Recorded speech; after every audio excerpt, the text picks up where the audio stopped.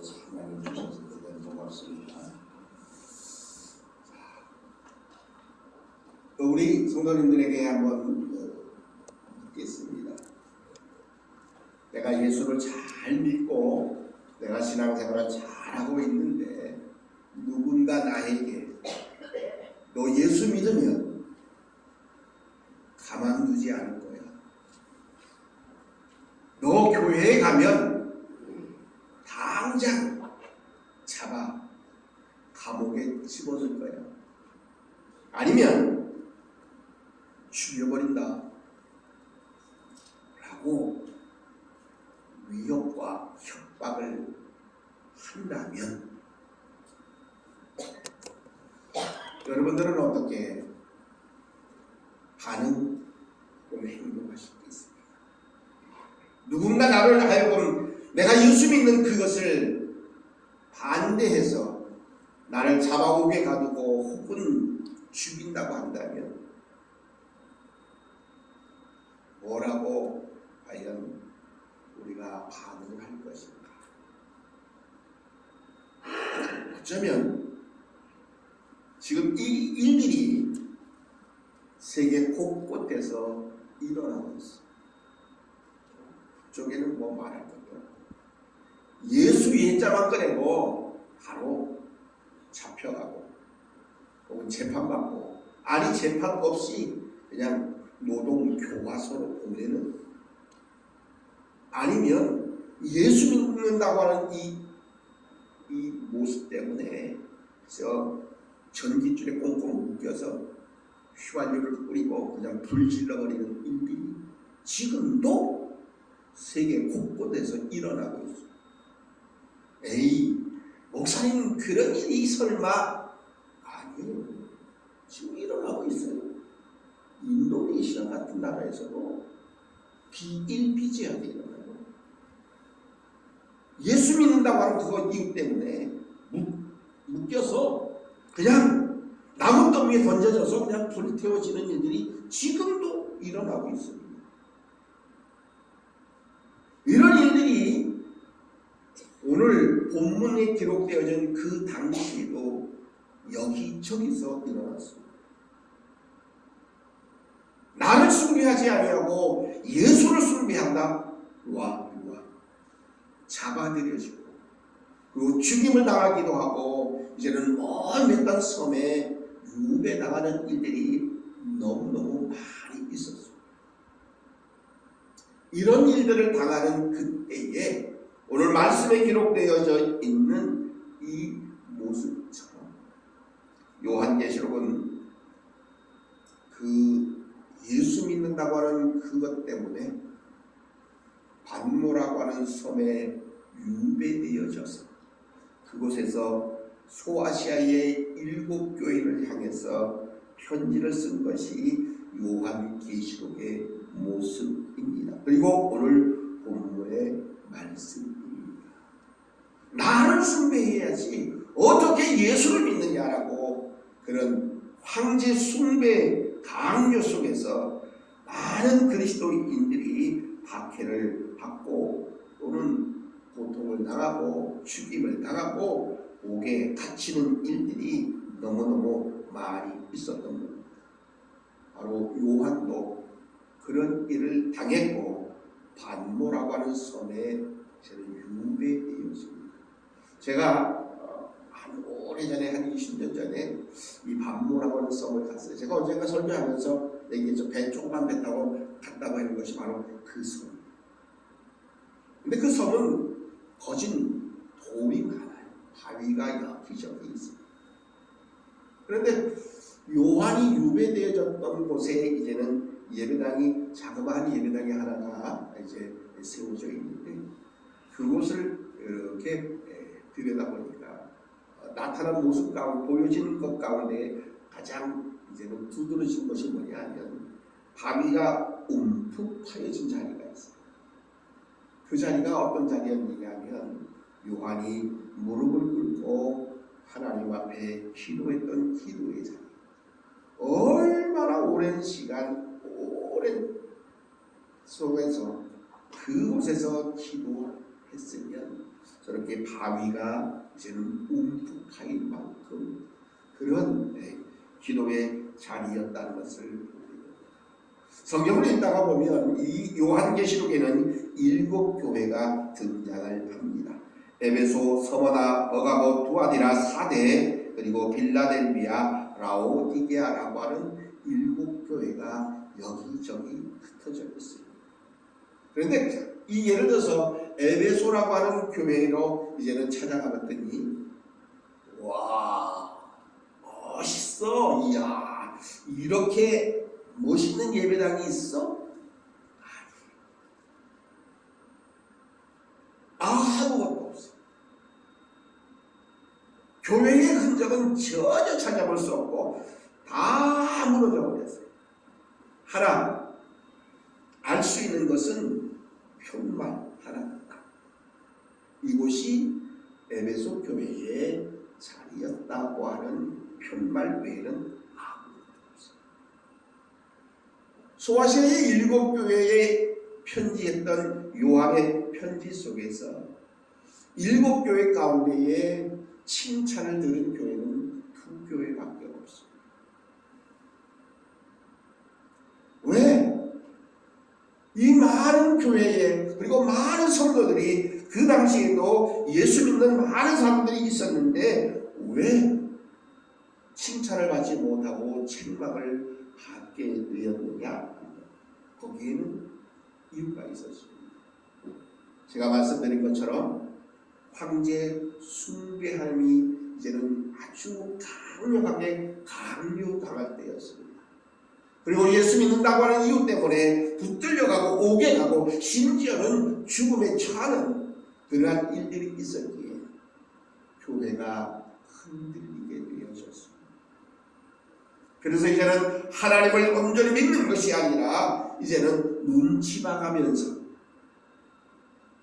이제는 어떻게 하면 끌려가지 아니하고 어떻게 하면 감옥에 가지 아니하고 어떻게 하면 죽임을 당하지 아니할까 전전긍긍. 그래서 이제는 왔다니 갔다니 하나님을 믿는다고 했다가도 황제 숭배를 강요하면 그쪽으로 이제는 갔다가 왔다 갔다 더 나가서 수많은 우상 숭배의 모습들이 여기저기서 나타났던 것을 보입니다. 에베소 교회는 너는 처음 사랑을 잃어버렸다라고 그렇게 책망을 받기도 합니다. 버가모 교회는 이제는 우상 숭배와 뿐만 아니라 많은 우상과 더불어 하나님을 섬기는 그러한 일들을 해버렸습니다. 버가모 교회도 마찬가지로 우상 숭배뿐만 아니라 이제는 이세벨을 율락하는 등등의 많은 죄악을 저지르고 있었던 겁니다. 두아디라 교회와 사대 교회 역시 이제는 살아있는 것 같지만 죽은 자와 같은 아무것도 할 줄 모르는 그러한 모습을 가지기도 했던 겁니다. 이제는 라오디게아 교회 같은 경우는 차갑지도 아니하고 뜨겁지도 아니하는 미지근한, 그래서 입에서 토해낼 수밖에 없는 그러한 교회로 변질되어져 버리고 말았습니다. 그러나 서머나 교회 같이 가난한 것 같았으나 부유한 교회라고 칭찬받은 교회도 있었습니다. 작은 빌라델비아 교회 같은 교회는 작았지만 진실로 이제는 능력을 가진 교회였고 하나님을 대받지 않은 교회라고 칭찬을 받기도 했던 모습이 요한계시록에 기록되어져 있습니다. 이렇게 수많은 그리스도인들이 믿음이 흔들리기에 충분했습니다. 설상가상으로 이제는 여기저기서 지진이 일어나기도 했고 화산이 폭발함으로 인해서 자연재해 역시 그리스도인들의 고통을 크게 달하게 만들어 놓았습니다. 그 가운데 요한도 유배되어서 반모성으로 끌려가고 이제는 그곳에서 고통당하는 하나님의 백성들을 기억하며 이제는 요한의 계시록을 기록했던 모습이 오늘 말씀 가운데 기록되어져 있습니다.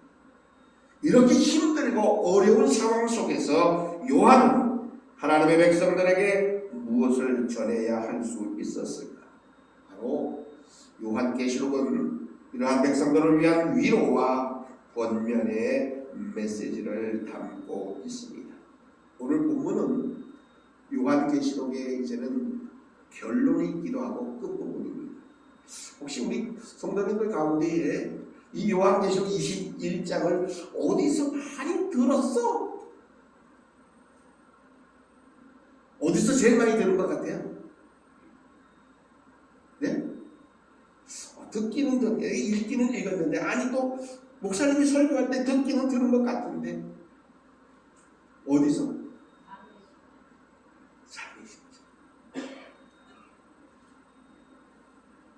장례식장에 가서 이제 예배를 드릴 때에 제일 많이 인용하는 말씀이 본문 말씀입니다. 오늘 본문 말씀 속에서 성경은 우리들에게 이렇게 말씀합니다. 내가 새 하늘과 새 땅을 보니 처음 하늘이 또 처음 땅이 없어졌고 바다도 다시 있지 않더라고 이렇게 말씀하고 있습니다. 새 하늘과 새 땅, 곧 그것은 오늘 말씀 속에 기록되어져 있는 말씀에 의지하면 거룩한 성 새 예루살렘이라고 성경은 이렇게 말씀 속에서 가르쳐주고 있습니다.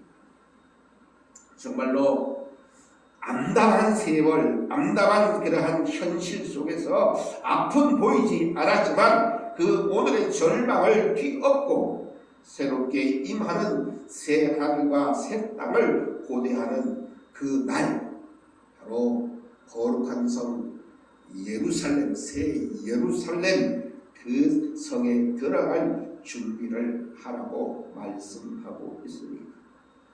그런데 이 하나님이 예비 주신 이 거룩한 성 새 예루살렘, 오늘 말씀의 기록을 통해서 보니까 성경은 이렇게 말씀합니다. 4절을 함께 봉독합니다. 시작. 모든 눈물을 그 눈에서 닦아주시니 다시는 사망이 없고 애통하는 것이나 곡하는 것이나 아픈 것이 다시 있지 아니하리니 처음 것들이 다 지나갔음이더라. 이렇게 성경을 말씀하고 있습니다.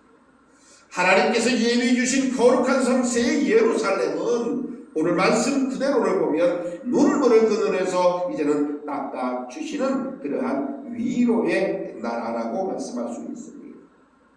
이제는 말씀의 기록을 통해서 보니까 다시는 사망이 없고 애통하는 것이 없는, 고통과 사망이 없는 회복의 나라를 말씀해 주고 있습니다.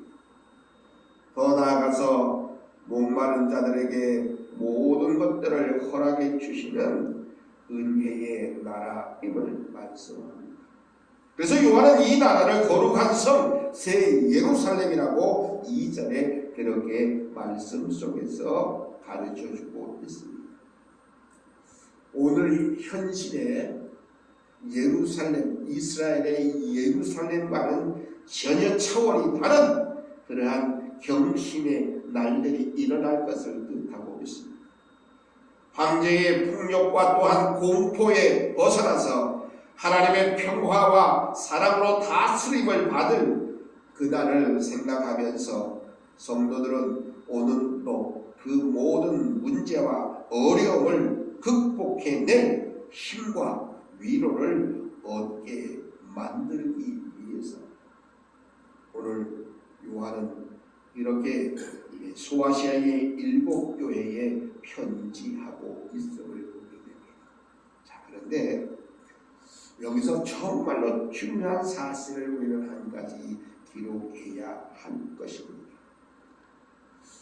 하나님이 예비해 주신 바로 거룩한 곳, 그 새 예루살렘.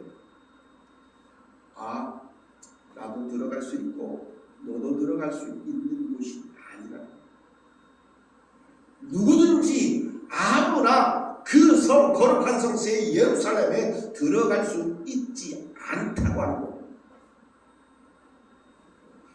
어제 친구 어머님이 돌아가셔서 아침에 일찍이 서울의 삼성의료원에 다녀왔어요.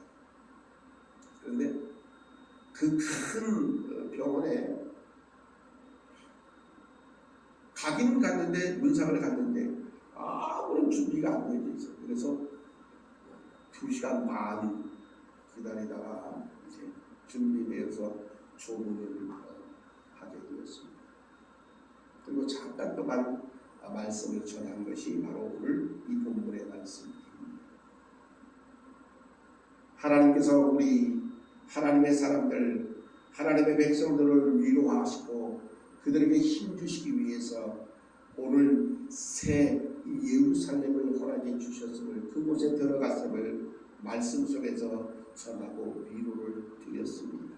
그런데 정말로 중요한 것은 뭐냐 하면 누구나 새 예루살렘에 들어갈 수 있는 것이 아니다 라고 하는 사실입니다. 바로 오늘 성경에 기록되어져 있는 말씀 그대로 이기는 자만이 들어갈 수 있습니다.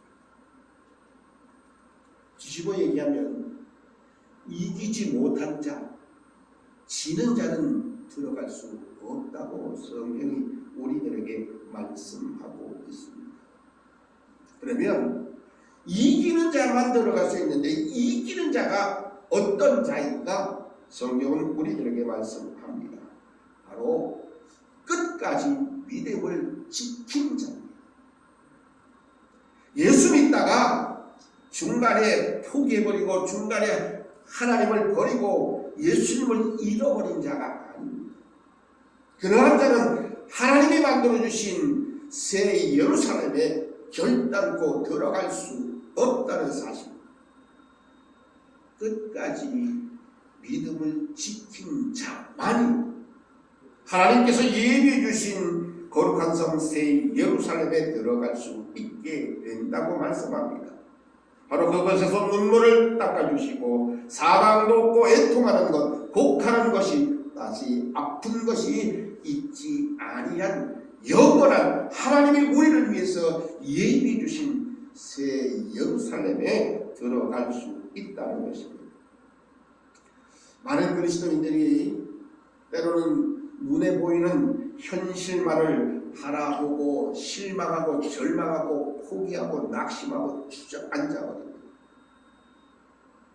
모든 상황을 이기고 회복하신 하나님의 신실하심과 권능을 믿고 기대하고 또한 소망 가운데에 살아가는 사람이 바로 이기는 자입니다.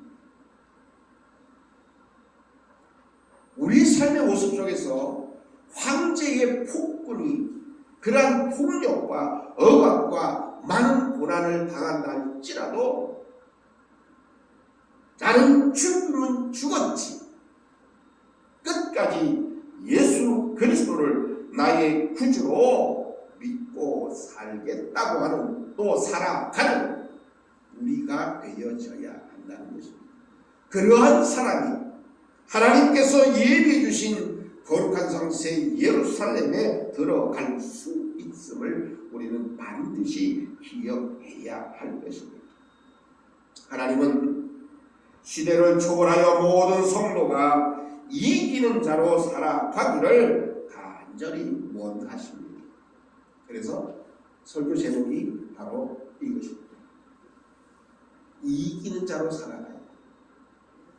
세상의 그 어떠한 환난과 핍박과 고난 속에서도 나는 끝까지 예수 그리스도를 나의 구주로 믿고 살아가겠다고 하는 온전한 믿음의 결단과 고백이 바로 우리의 입을 통해서, 우리의 삶을 통해서 온전히 드러나야 한다는 말씀입니다. 요즘같이 때로는 경제적으로 어렵고 힘든 적이 없다라고 이야기합니다. 어때요? 그렇게 힘드시면? 힘드세요? 대한민국은 정말로 복받은 나라.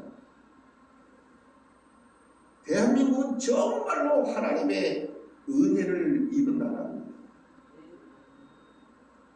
바로 내가, 여러분들이 그 증인이어야 합니다.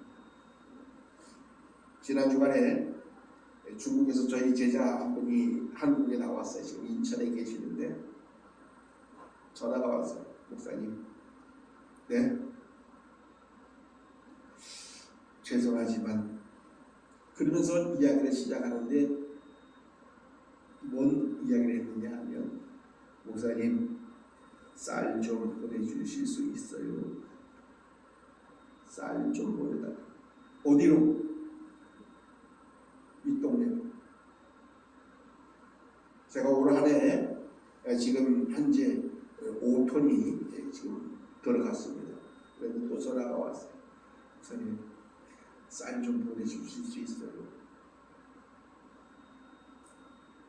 북한이 지금 굉장히 힘들어요. 작년에 평안북도에 수해가 난 것 그것보다 훨씬 더 큰 피해가 올해 있어요. 황해도 지역과 평안북도 자강도라고 하는 그곳에 또 엄청난 수해를 입었어요. 그런데 작년에는 그렇게 떠들썩하게 준비하고 발표하고 뭐 짓고 동원하고 했는데 올해는 아무것도 안 합니다. 자, 우리나라 지금 1달러가 얼마예요? 1달러? 한국 돈은 얼마예요? 예? 1420원. 1420원이에요? 오, 많이 올랐네. 북한은 어떤지 아세요? 1달러에 북한 돈으로 얼마인 것 같아요?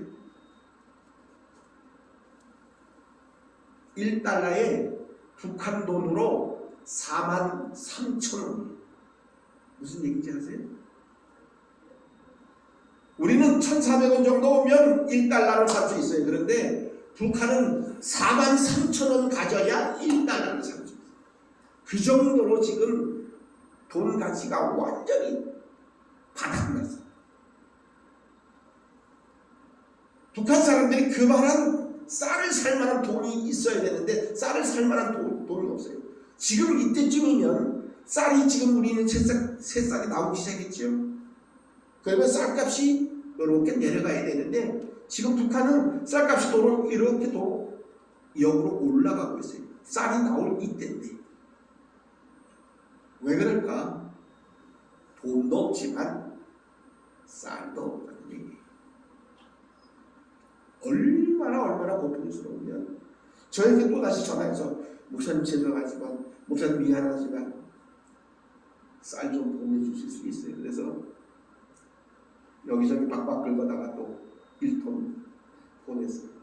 이제 다음 주간에 우리 제자가 내일 다시 중국으로 들어가는데 중국에 들어가면 방공석 쌀을 또 1톤을 사서 또 보내고요. 이런 상황이